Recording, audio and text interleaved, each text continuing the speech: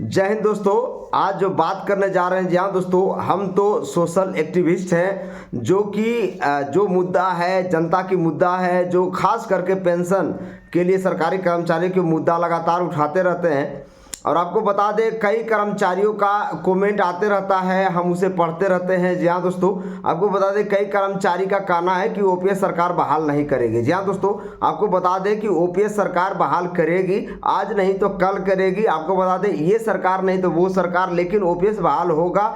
और लड़ाई और संघर्ष करने की जरूरत है। जिस तरह से एक आदमी, जी हाँ दोस्तों, विजय कुमार बंधु और सारे नेता, बहुत सारे नेता हैं जो लगातार ओपीएस की मांग कर रहे हैं। और देखिए, इतना बड़ा आंदोलन अभी हो रहा है, एनएमओपीएस तरह अटेवा के तहत लगातार ज्ञापन दिया जा रहा है। अभी कुछ दिन पहले सभी एमपी को ज्ञापन दिया गया, तो करीब 60+ एमपी ने सब सहयोग करना शुरू कर दिया है। सोचिए, आपको 550 एमपी में 60 एमपी आपका सहयोग कर रहा है। धीरे धीरे और लोग करेंगे, क्योंकि वहां तक लोग पहुंचे नहीं। जी हाँ दोस्तों, तो आप घर में बैठकर आप सोचेंगे कि हमें ओपीएस मिल जाए, ये होने वाला नहीं है। सभी मिलकर एकता ही बल बोला जाता है। और सब मिलकर अगर आप ताकत लगाएंगे तो ओपीएस बहाली होने से कोई रोक भी नहीं सकता। जी हाँ दोस्तों, लेकिन बात है कि कुछ लोग निगेटिव वाले होते हैं, खैर उनका छोड़ते हैं। आपको बता दें, जो लोग सहयोग कर रहे हैं, लगातार #ओपीएस अभियान चलाते रहे सोशल मीडिया के माध्यम से, जितनी आपकी ताकत है वो करते रहें। और बाकी विजय बंधु का साथ देते रहे। जी हाँ दोस्तों, आपको बता दें कि 1 अप्रैल को काला दिवस मनाया जाएगा। पूरी जोर शोर से चल रहा। अपने अपने कार्यस्थल पर काली पट्टी बांधकर काम करें। और ये लोग भी डीएम कलेक्टर को अपना अपना ओपीएस ज्ञापन देंगे, ताकि वो डीएम कलेक्टर के साइड से भी प्राइम मिनिस्टर को एक लेटर जाए। जी हाँ दोस्तों, अभी लगभग 60+ एमपी ने प्राइम मिनिस्टर को लेटर लिख चुके हैं। आपको कई सारे लेटर एक वीडियो बनाकर भी डाले थे हमने। तो आपको बता दें, अभी खाली फिलहाल का न्यूज है क्या, कुछ लोग कह रहे थे कि बहुत सारे सपा नेता को आपने ओपीएस ज्ञापन दिया। आपको बता दें, उसमें सपा का ही नहीं है, उसमें कांग्रेस का भी है, उसमें बीजेपी की नेता का भी है। और आपको बता दें, बीजेपी नेता भी कर्मचारियों के लिए ओपीएस मांग रहे हैं। अभी आप राम कुमार गौतम का आप देख लीजिए, हरियाणा का एमएलए हैं। आप उनका देखिए, भाषण देखिए। उनका कहना है कि इन कर्मचारियों को ओपीएस बहाल कर देना चाहिए सरकार को, और वो भी कर्मचारियों के लिए ओपीएस मांग रहे हैं। और वो उसका शॉर्ट वीडियो हमने अपने चैनल पर अपलोड किया। जी हाँ दोस्तों, तो इस तरह से लगातार बीजेपी के सांसद, बीजेपी का एमएलए भी ओपीएस मांग रहे हैं, क्योंकि उनको पता है कि ओपीएस एक जायज मांग है। कर्मचारियों को जीवन यापन जीने के लिए, उसके मान सम्मान के लिए वो एक जायज मांग है। और ये सुप्रीम कोर्ट ने भी बोल रखा है, और ये जनमानस तक धीरे धीरे पहुंच रहा है। पहले ऐसा नहीं था। जब 2004 में एनपीएस लागू हुआ था, उस समय कई लोगों को जानकारी नहीं थी, लेकिन अब 20-22 साल हो गया है। अब यूपीएस भी देखिए 1 अप्रैल 2025 से लागू होने जा रहा है। तो लगातार ना एनपीएस चाहिए ना यूपीएस चाहिए, लगातार #ओपीएस चल रहा है। ओनली ओपीएस, हूबहू ओपीएस, लगातार सोशल मीडिया पर आप देख रहे होंगे। और मेन लाइन स्ट्रीम मीडिया भी धीरे धीरे आना शुरू हो गया। तो यही बोलते हैं, एकता में बल है। आप लोग संघर्ष करें, एक साथ आकर संघर्ष करेंगे, ओपीएस बहाल होगा। और आपको बता दें, एनपीएस यूपीएस किसी भी हाल में स्वीकार नहीं हो सकता सरकारी कर्मचारियों के लिए। और जब भी स्वीकार होगा तो ओपीएस होगा, यानी पुरानी पेंशन व्यवस्था सभी कर्मचारी मांग रहे हैं पूरे देश में। और एनपीएस यूपीएस के लिए आक्रोश है। जी हाँ दोस्तों, और इसीलिए 1 मई को विशाल धरना प्रदर्शन रखा गया है दिल्ली के जंतर मंतर पर। तो इस तरह से सरकार के कानों तक पुरजोर तरीके से आवाज उठाई जा रही है। और चौतरफा, जी हाँ दोस्तों, ऐसा बोलता है ना कि जब कोई काम आप ठान लेते हैं तो कायनात भी आपका साथ देते हैं। जी हाँ दोस्तों, यानी भगवान भी आपका साथ देते हैं। तो आप लगातार चौतरफा दबाव सरकार के ऊपर डालेंगे तो सरकार भी इस पर सोचेगी। और आपको बता दें, ओपीएस बहाल कर सकती है, ऐसा कुछ नहीं है कि ओपीएस बहाल नहीं कर सकती। वो अलग बात है कि अभी नीयत और नीति की कमी है, वो आने वाले दिन में धीरे धीरे ठीक हो जाएगा। आपको बता दें, आप लोग संघर्ष करते रहें अपने जगह से। अगर कुछ नहीं तो ओपीएस के लिए फेसबुक हो गया, यूट्यूब हो गया, इंस्टाग्राम हो गया, ट्विटर हो गया, उस पर लगातार #ओपीएस और मंत्री साहब को अनुनय विनय करते रहें। लगातार उनको भी ये चीज़ भेजते रहें कि सरकारी कर्मचारियों का जीवन यापन बिताना काफ़ी मुश्किल हो गया 2005 के बाद। बाद जो भी ज्वाइन किए हैं। आपको पता ही है कि जो भी एनपीएस से रिटायर हुए हैं उनको 500 महीना, 1000 रुपये महीना, 2000 महीना, 3000 महीना मिल रहा। आप सोचिए 2000 महीना, 3000 महीना में आप कैसे एक महीना चला सकते हैं। जी हाँ दोस्तों, आपका दवा का भी खर्चा नहीं हो सकता है, क्योंकि उस समय आपको दवा का ज़्यादा जरूरत पड़ता है, आपका शरीर कमज़ोर पड़ जाता है। तो ये भी एक बात है। और सबसे बड़ी बात बता दें कि सरकारी कर्मचारियों के लिए सबसे बड़ा चार्म था वो था पुरानी पेंशन, यानी कि पेंशन, जो पेंशन मिलता था, इसीलिए लोग सरकारी नौकरी करना चाहते थे। और आज के समय में जब सरकारी नौकरी में पेंशन ही नहीं रहेगा तो सरकारी नौकरी करने का क्या फ़ायदा। जी हाँ दोस्तों, यानी कह सकते हैं कि कुल मिलाकर सरकारी नौकरी वही लोग आते थे करने के लिए जिनको पेंशन के लिए वो आते थे, अपना जीवन स्टेबिलिटी के लिए आते थे, अपना सामाजिक सुरक्षा और आर्थिक वित्तीय सहायता कह सकते हैं सरकार के द्वारा जो मिलता था उसके लिए सरकारी नौकरी लोग करते थे।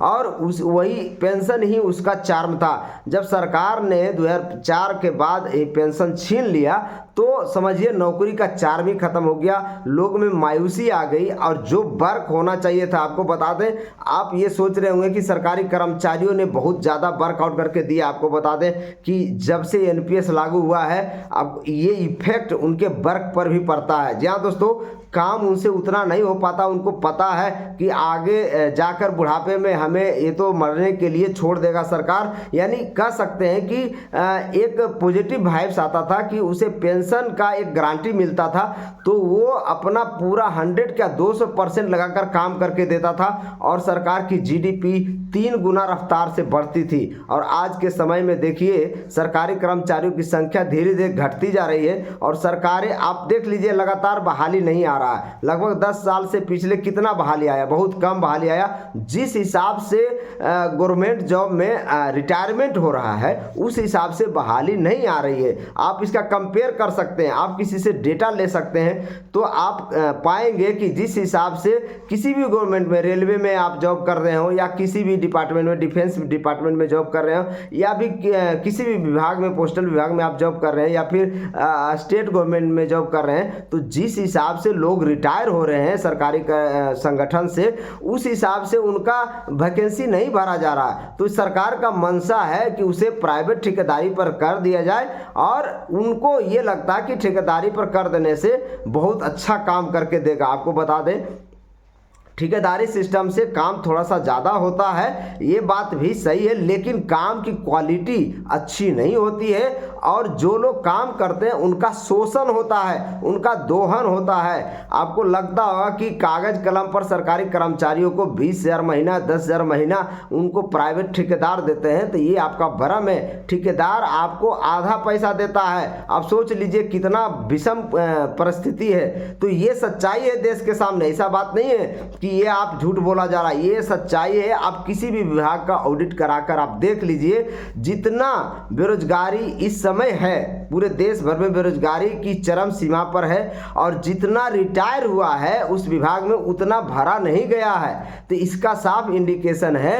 और उसके बाद वर्कलोड भी धीरे धीरे बढ़ा दिया जा रहा है। तो वर्कलोड बढ़ रहा है, कर्मचारी आ नहीं रहे हैं और इसका मतलब है सरकार की मंशा है कि उसे ठेकेदारी पर दे दिया जाए, उसे बेच दिया जाए। जहाँ दोस्तों आपको बता दें कि ये सिस्टम जिस तरह का सरकार काम कर रही है वो पूरी तरह से गलत है। जहाँ दोस्तों पूरे देश भर में 2-3% ही सरकारी गवर्नमेंट लोग करते हैं और अगर 2-3% लोग को सरकार अगर पेंशन नहीं दे पाती है तो सरकार के लिए भी ये शर्म की बात है। जी हाँ दोस्तों, यानी कि आप एक तरफ तो जीडीपी आपकी अच्छी है, एक तरफ आप कह रहे हैं कि हम आर्थिक महाशक्ति बनने जा रहे हैं और एक तरफ आप अपने गवर्नमेंट कर्मचारियों को पेंशन नहीं दे पा रहे हैं। जी हाँ दोस्तों, तो ये भी एक तरह से निगेटिव इफेक्ट करता है पूरे समाज पर, पूरे देश पर। जी हाँ दोस्तों, जिस इफिशियंसी से लोग काम करना चाहते हैं उनका इफिशियंसी घट जाता है, क्योंकि उनको पता है कि आगे आने वाले दिन में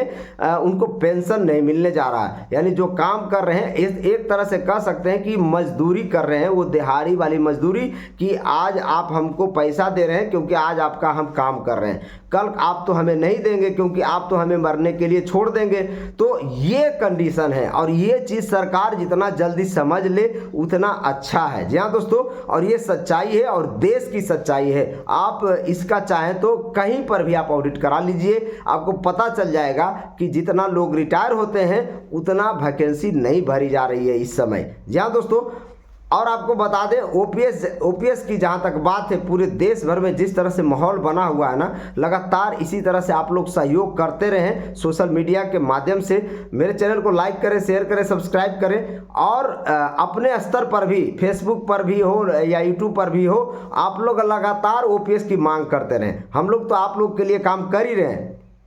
तो इससे क्या होता है, सरकार के ऊपर एक मैसेज आता है कि देश भर के तमाम कर्मचारी 99% कर्मचारी ओपीएस यानी पुरानी पेंशन मांग रहा है, ना कि एनपीएस यूपीएस चाहता है। आपको पता ही होगा, इससे पहले भी आपको बता चुके हैं एनपीएस यूपीएस की कमियां क्या है और उसमें क्या लाभ है, वो भी आपको बता चुके हैं। अभी कुछ दिन पहले एक भाई साहब हमसे मिले, उन्होंने पूछा था कि यूपीएस गजट नोटिफिकेशन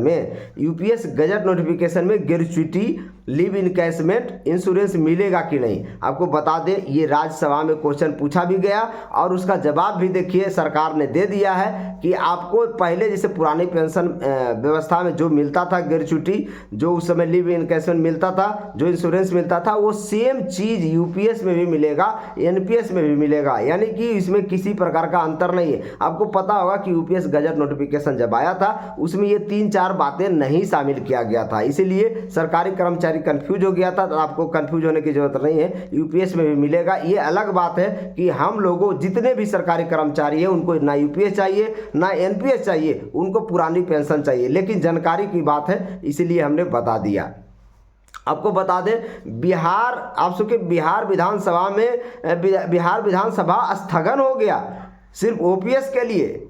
ये सब कितना बड़ा बात है कि विधानसभा को स्थगित करना पड़ गया। छोटे मोटे कार्य बाद में होंगे, पहले ओपीएस बहाल करो। तो ये कितनी बड़ी बात है, पूरे देश के लिए गर्व की बात है। और ये अचानक नहीं हुआ, इसके लिए लगातार लोग संघर्ष कर रहे हैं, लगातार एमएलए के पास लोग जा रहे हैं। एनएमओपीएस का कार्यकर्ता हो या किसी भी संगठन का कार्यकर्ता हो, अपने एमपी एमएलए को बता रहे हैं अपनी जो स्थिति बीत रही है, जो प्रैक्टिकल जो देख रहे हैं वो चीज़ें बता रही है। वृद्धाश्रम की संख्या बढ़ रही है। अगर आपको पेंशन नहीं मिलेगा तो आपका बाल बच्चे भी आपको बोझ समझेंगे।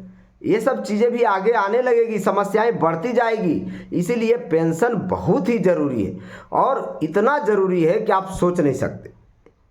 इसलिए लड़ाई करिए, अपने हक की लड़ाई करिए, और पेंशन हक है, ये सुप्रीम कोर्ट ने भी बोल रखा है। इसे सरकार को छीनने का कोई हक नहीं है। वो अलग बात है कि सरकार अभी बलजबरी कहें और बिना मांगे आपके ऊपर यूपीएस एनपीएस थोप रही है, लेकिन आप स्वीकार नहीं करेंगे तो कोई माई का लाल नहीं है कि आपको दे देगा। आप लगातार प्रोटेस्ट करते रहें, अपने स्तर से प्रोटेस्ट करते रहें।